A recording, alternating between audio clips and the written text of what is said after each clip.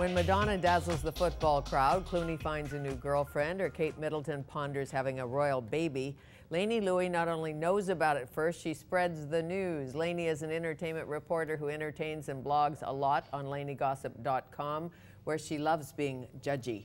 It is my pleasure to welcome Lainey Lui back to Studio 4 to tell us more. Nice to see you again, Miss Judgy. Thank you. Thank you. That's a compliment. That's a compliment. I think. No, you said you were judgy Yes. and happy about it. We all are judgy. I mean, I judge about celebrities, but every day I hear moms judging other moms and judging daycares and judging, you know, swim classes. So we can all judge. You're not brutal about it. I can be brutal. You can be a little I was pretty dangerous. brutal about Madonna, I think. Tell me about Madonna. What did you think, firstly, of the halftime show? Look, I think that it was a Madonna set. It was beautiful. It was spectacular. I think the aesthetic was great. That headpiece was amazing. But I thought she looked slow. I thought that she was, to me, it looked like she was trying to keep up with the dancers. And I mean, I'm a lifelong Madonna fan. I've been to so many Madonna concerts. She never follows moves. She's always the leader of a dance formation. And I thought that she was half a step behind everybody. She did some things that were a little unseemly. It's for, you know, someone of her stature, some dance moves. I just didn't think, she just seemed like she was trying so hard to please you. There wasn't a lot of musicianship in the show. However, it had great ratings, I understand. Yes. And apparently she's very hands-on, as you probably know. The best ratings. She shows up early and Yes. she directs everything, and rumor has it anyway that Yes. she is That running is her the style, show. that she's always in control, that she is the boss. Although I will say, which I haven't reported anywhere else and I was saving for you, that I had some exclusive tips saying that she was quite nervous in the days leading up to the performance, that it wasn't the usual Madonna confidence, that she knew she had a lot riding on this, and for a performer who's been around for almost 30 years, she didn't seem as solid and steady as she's been in the past, and I think that's because she wants it so bad. Well, I was shocked to learn that they don't pay the performer. The Super Bowl doesn't pay Madonna. She sells 8 kabillion albums after, but Paul McCartney didn't get paid. They don't pay them. They don't pay the performers, but what Madonna gets out of it is promotion. She has a new album coming out. It was the same weekend her movie opened, and she announced the next day that she is kicking off a tour. So she's the master of marketing, and this was the ultimate marketing play. Yes, but what got the press? Who got the press? The finger incident. Yes, of MIA. Maybe I'm just numb to these stunts, but yes, apparently it was considered an obscene gesture. The NFL and NBC are figuring out what to do with it and whether or not they're going to be fined. And of course, Madonna is now pissed at MIA for stealing the controversial thunder. Wouldn't you think there would be a delay? There must be some editing. I don't know. We'll have to ask the people in charge. But you're right. Yeah. It's like just too much ado about nothing. It's, or about a little something, a finger, a nipple. Well, that was a big ado. Sure, the nipple, but But it was an people accident. would argue, you know, is it any more disturbing than the things that you see on television, like, you know, on shows, the procedural shows where a woman gets raped and tortured, and you know, you are confronted with those visuals, or at least the, you know, the image in your mind of those visuals. Nipple is fine with me compared to, like, you know, the idea of a woman getting abused. I agree, but drive your car down Georgia Street and you'll see lots of fingers. So let's grow up. Should we grow up? Downtown Vancouver, no problem. A little road Hockey rage. games. Hockey games. Yes. Riots. Yeah. Demi Moore. My, oh my, very thin. Very thin.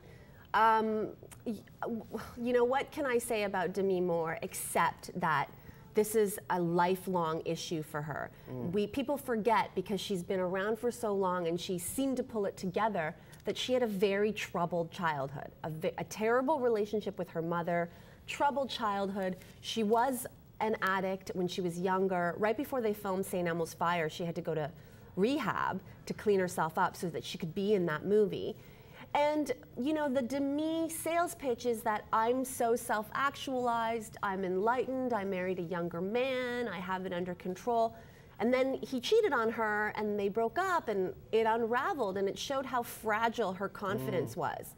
I do have sympathy for Demi Moore, I certainly do. As a woman who's approaching 50, she is, who basically makes her living in an industry that prizes youth and vitality and, you know, sort of rejects women who get older. It must be hard. Having said that, she has been coming out with this sales pitch about strong women and inspiring women and empowerment, and it turns out that the life she was living was antithetical to those themes. And a great fear of getting older. It's apparent. Yes. A long way from the cover of Vanity Fair when she was pregnant That's right. and showing off just about everything. However, the rehab center, Utah, Sundance, pretty snazzy, $1,000 a night, I read. We're not sure exactly if she really is there. Some reports suggest she's there. Some are saying she's not there. She's actually still at home because she was refusing treatment for quite a while. She didn't think that she had a serious problem that required rehab. So we don't know exactly if she's in that facility. Having said that, I think that a lot of people in her life are trying to get her there and going to the press secretly to reveal details about what she's been doing, to embarrass her enough to get to rock bottom so that she can go. It's a sad situation, but it's a little bit antithetical, again, as I said, to the message that she's been sending out that we should own our age, own our bodies, own our lives. And clearly, she was unable to do that. How do you get around the spin around a Demi? Because I read the rehab story in 3 papers, and you say to me, maybe not. Right. So who do you go to? You don't have to reveal the source, right. But how do you determine what's true, what's not in your biz? Well, you know, in my business, people who may not know Demi directly might work with people who work with her. And so that kind of information gets passed around. So an example would be for a photographer that is a source of mine who may have had a conversation with a caterer who made some deliveries to Demi's house, and she was there, and how she was. So things like that. The servants always know. Right. The help. The help. And speaking of the help. Yes. My, oh my. Did you see it? I did, and I read the book when it came out. I saw the movie. I have to be honest, it's not my favorite source material. It's not my favorite book, and therefore it's not my favorite movie.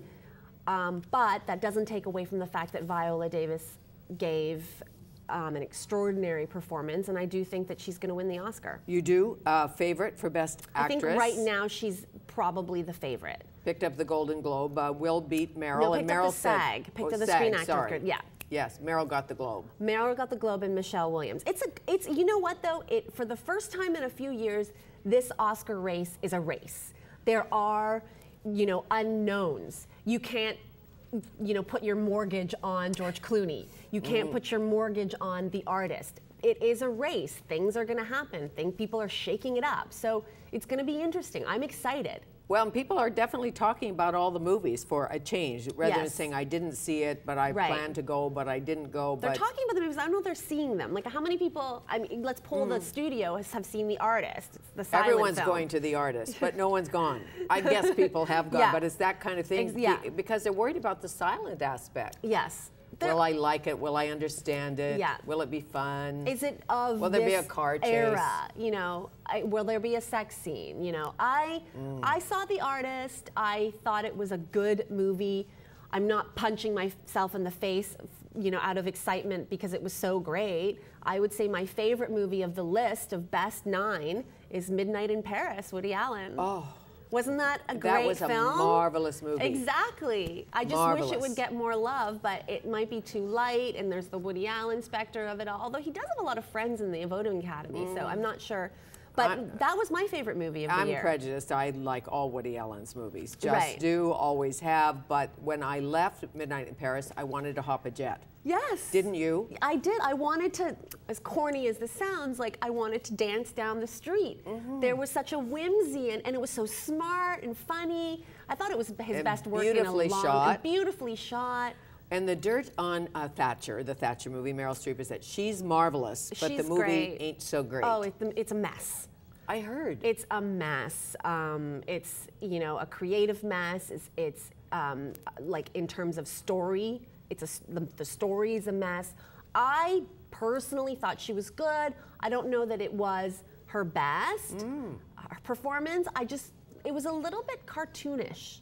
You know, to me, it was, oh, that's Meryl Streep being Margaret Thatcher, not, oh, that's Margaret Thatcher, as opposed to Michelle Williams, who I thought really became Marilyn Monroe. Yes. She did. She did. And this would be a tough Academy Awards for her, because last time it was Heath Ledger, who she was married to or living with. Last year she was back at the Oscars. She was for Blue Valentine. But it will be difficult simply because it's always going to be a reminder of their glory days. Back to Meryl Streep for a minute, because I asked somebody the other day who doesn't know Meryl, but we were pondering who was solid in Hollywood, who was a little bit normal. Yeah. A little bit normal, not age obsessed, just solid in her shoes. Right. And we thought, Meryl must be. Meryl's the most normal of, a very abnormal crowd. I mean, they're actors. Let's remember they're actors. They wear masks for a living. So ultimately, even for Meryl Streep, underneath there's a little bit of crazy and a little bit of narcissism. Like, it's not a profession for someone who's entirely altruistic. No, Let's you put have that to down there. peel the onion and dig deep to be a good actor. For that industry and for, in a sea of narcissistic, self-absorbed people, she is the least of all of them. I'm so happy to hear that. Lainey Lui, our guest, she is a blogger extraordinaire. How many people follow you? Any idea? Do you have a count? 9 million? It's a healthy number. A healthy number. Great. We'll come back.